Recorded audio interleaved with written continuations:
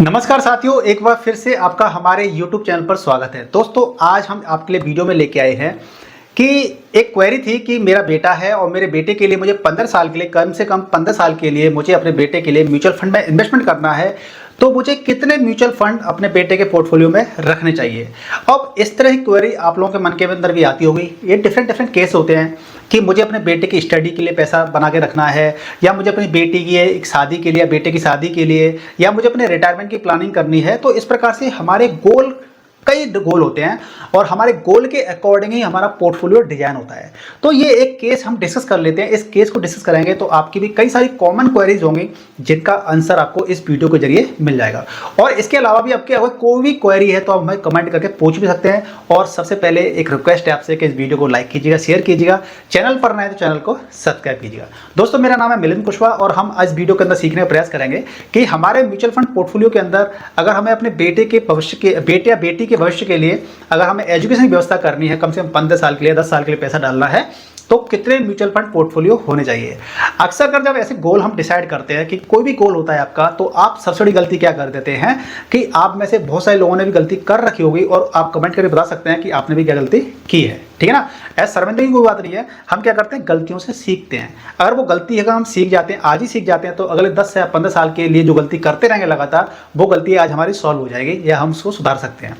हम लोग अक्सर गलती क्या कर देते हैं कि जब भी हम कोई गोल के अकॉर्डिंग सोचते हैं कि हमें पैसा बनाना है, तो हम लोग क्या करते हैं, सपोज दैट एक एग्जांपल ले लेते हैं कि आप 5000 रुपये इन्वेस्टमेंट करना चाहते हैं अपने बच्चे के लिए। राइट, आप अपने बच्चे के लिए किसी गोल के लिए 5000 रुपये इन्वेस्टमेंट करना चाहते हैं 15 साल के लिए कम से कम। तो आप क्या करते हैं, 500 रुपये के किसी एक म्यूचुअल फंड के अंदर, 500 रुपये किसी के अंदर, 1000 रुपये किसी के अंदर, 1000 रुपये किसी के अंदर। इस प्रकार से हम क्या करते हैं, 7-8 म्यूचुअल फंड ले लेते हैं। अब आपका गोल एक ही था। गोल क्या था, हमारे गोल इंडिविजुअल कई सारे गोल हो सकते हैं, लेकिन पर्टिकुलर अभी फिलहाल एक गोल की बात कर रहे हैं कि बच्चे की स्टडी के लिए हमें फंड की तैयारी करनी है, व्यवस्था करनी है। राइट, तो अब उस फंड की तैयारी करनी है और हमें 5000 रुपये मान लीजिए हर महीने की SIP करनी है। तो क्या हमें 7-8 म्यूचुअल फंड रखने की आवश्यकता है अपने पोर्टफोलियो के अंदर? बिल्कुल नहीं है आवश्यकता। अगर आप 5000 रुपये इन्वेस्टमेंट करना चाहते हैं तो मोस्टली क्या करते हैं, बहुत सारी गलती ऐसी कर देते हैं, अपने पोर्टफोलियो को ओवर सैचुरेटेड कर देते हैं, जिसकी वजह से क्या होता है कि हमारे को जो रिटर्न मिलने चाहिए थे वो मिल नहीं पाते हैं और हमारा एवरेजिंग थोड़ी गड़बड़ हो जाती है। राइट, यानी कि हमारा जो पोर्टफोलियो होता है वो ज़्यादा सुपर एक्सपोज हो जाता है। तो हमें इस तरह की गलतियां नहीं करनी है।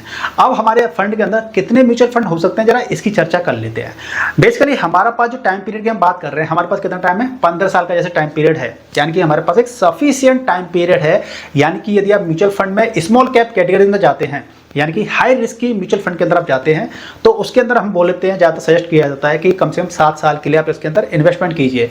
चूंकि आप 15 साल के लिए कर रहे हैं तो आपके पास काफ़ी अच्छा टाइम ड्यूरेशन है, जिसके आप क्या करेंगे, आप स्मॉल कैप भी चूज कर सकते हैं और स्मॉल कैप को अपने पोर्टफोलियो में रख करके इन्वेस्ट कर सकते हैं।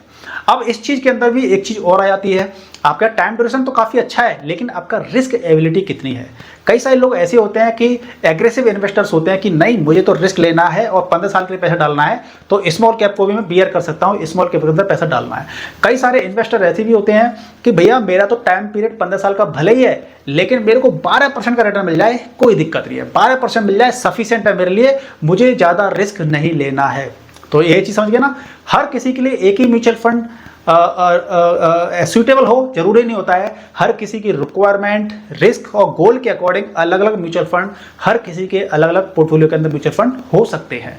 जरूरी नहीं है कि मैंने आज बता दिया कि ये वाला म्यूचुअल फंड अच्छा है, सभी लोग उसी म्यूचुअल फंड को ले लेंगे, ऐसा भी बिल्कुल भी कभी भी नहीं करना चाहिए। ठीक है ना, तो हालांकि ये मेरे पर्सनल विचार है, आपको अभी और भी स्टडी करनी चाहिए, सीखना चाहिए, समझना चाहिए चीज़ों को, या फिर किसी सेबी से रजिस्टर्ड जो भी एडवाइजर होते हैं आपको उनसे भी कंसल्ट कर लेना चाहिए। ठीक है, ये मेरे विचार है, मेरा काम है आपको एजुकेट करना, आप माने ना माने वो आपका डिसीजन है। ठीक है, तो यहाँ पे क्या करेंगे हम लोग कि मैंने बताया कि रिस्क एपेटाइट भी हर किसी का अलग अलग होता है और उस रिस्क एपेटाइट के अंदर हमारा म्यूचुअल फंड भी अलग अलग होता है और उसके हिसाब से हमारा जो पैसे लगाने का प्रोपोर्शन होता है वो भी अलग होता है।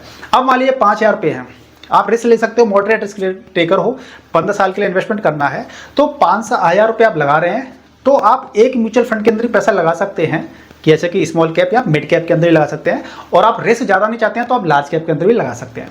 लेकिन मैं आपको सजेस्ट ये करूंगा पर्सनली कि अगर आप ठीक है मॉडरेट रिस्क टेकर हैं आप, तो 5,000 रुपये आप इन्वेस्ट कर रहे हैं तो आप 2 म्यूचुअल फंड ले लीजिए, सफिशिएंट रहेगा। इससे क्या होगा कि एक लॉन्ग टर्म के अंदर आपके पास एक ऐसा कंपोनेंट होगा स्मॉल कैप जो कि आपको अच्छे रिटर्न दे सकता है आने वाले समय के अंदर। एक होगा आपके पास मिड कैप, तो मिड कैप भी क्या होगा, अच्छे रिटर्न देगा, लेकिन आपका इसके अंदर risk comparison to small cap थोड़ा कम रहेगा।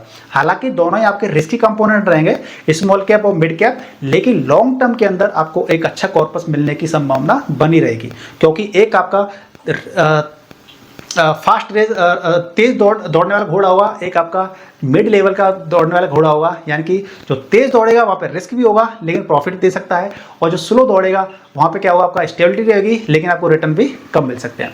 तो इस प्रकार से आपके पास क्या हुआ, अब इसमें हाँ रेशियो आप क्या कर सकते हैं, अपने हिसाब से थोड़ा बैलेंस कर सकते हैं। जैसे कि आपने स्मॉल कैप और मिड कैप ले लिया, तो दोनों के अंदर ही 2,500 रुपये लगा दिए, ठीक है, लगा दिए। या फिर आप ऐसा भी कर सकते हैं कि नहीं, मुझे अब इसके अंदर भी एक और सब कैटेगरी बनानी है कि स्मॉल कैप मिड कैप मैंने ले तो लिया एक एक, 2,500 ना लगा करके ऐसा करता हूं कि मुझे थोड़ा सा रिस्क थोड़ा कम लेना है, तो मैं स्मॉल कैप में 2,000 रुपये SIP कर देता हूं और मिड कैप के अंदर 3,000 रुपये SIP कर देता हूं। तो आप ऐसे भी कर सकते हैं, यानी कि अपना पैसे को आप थोड़ा सोच समझे, कॉपी पेन ले करके उसको रिसर्च कीजिए, चीज़ों को समझिए, अपना रिस्क लिखिए, गोल लिखिए, टाइम लिखिए कि मुझे कितने साल के लिए पैसा इन्वेस्ट करना है, तब आप बेहतर डिसीजन पे पहुंच पाएंगे कि हाँ मेरा स्मॉल कैप भी हो रहा है तो मैंने चलो उसके अंदर 2,000 रुपये डाल दिए, मिड कैप के अंदर 3,000 रुपये डाल दिए। यानी इस प्रकार से आपकी SIP 5,000 रुपये महीने की आपकी SIP चलती रहेगी। आप चाहते हैं भैया कि मेरे को ज़्यादा रिस्क नहीं लेना है, ठीक ठाक रिस्क लेना है, तो आप लार्ज कैप के अंदर 3,000 रुपये कर सकते हैं, 2,000 रुपये मिड कैप के अंदर ही डाल सकते हैं, या 2,500 रुपये लार्ज कैप में, 2,500 रुपये स्मॉल कैप में डाल सकते हैं। तो ये आप थोड़ा सा अपने आप को एवेल्यूएशन कीजिए, आप अपने रिक्वायरमेंट को, अपने रिस्क को थोड़ा सोच समझ के डालिए। लेकिन मैं आपसे ये कहना चाहूँगा कि जब आप लॉन्ग टर्म के लिए पैसा डालते हैं म्यूचुअल फंड के अंदर, वो टाइम पीरियड आपका 10 साल हो, 15 साल हो, 20 साल हो, तो आपका जो स्मॉल कैप भी होता है उसके अंदर हमारा रिस्क कम हो जाता है, क्योंकि हमें लॉन्ग टर्म के अंदर उसके अंदर से रिटर्न मिलने की संभावना बढ़ जाती है, गारंटेड बढ़ जाती है। गारंटेड कोई चीज़ नहीं होती है, ये मार्केट है। मार्केट चाहे तो आपको पैसा दे दे बना करके, मार्केट चाहे तो आपको लॉस भी करवा सकती है।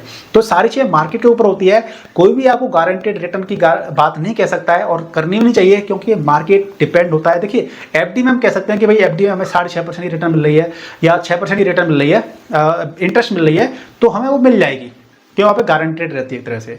लेकिन शेयर मार्केट या म्यूचुअल फंड में कोई गारंटी जैसी शब्द नहीं होता है, सारा कुछ मार्केट पे डिपेंड करता है। मार्केट अच्छा है तो आपको अच्छे रिटर्न मिलेंगे, मार्केट अगर गलत है तो मार्केट में आपको कम रिटर्न मिलेंगे, राइट। तो मुझे उम्मीद है कि आपको अब थोड़ा सा एक बेसिक आइडिया लग गया होगा कि हमारे पोर्टफोलियो के अंदर किसी पर्टिकुलर गोल के लिए कितने म्यूचुअल फंड रख सकते हैं। अगर आपको वीडियो पसंद आए तो उस वीडियो को लाइक कर दीजिए, शेयर कर दीजिए अपने फ्रेंड सर्कल में, अपने रिलेटिव्स के साथ में, जिससे कि वो भी जानकारी हासिल कर सकें। और आप चैनल को आपने अभी तक सब्सक्राइब नहीं किया है तो प्लीज़ चैनल को सब्सक्राइब कर लीजिए और बेल आइकन को प्रेस जरूर कीजिएगा, जिससे कि आपके पास हमारे वीडियो से नोटिफिकेशन पहुंचते रहेंगे। जय हिंद।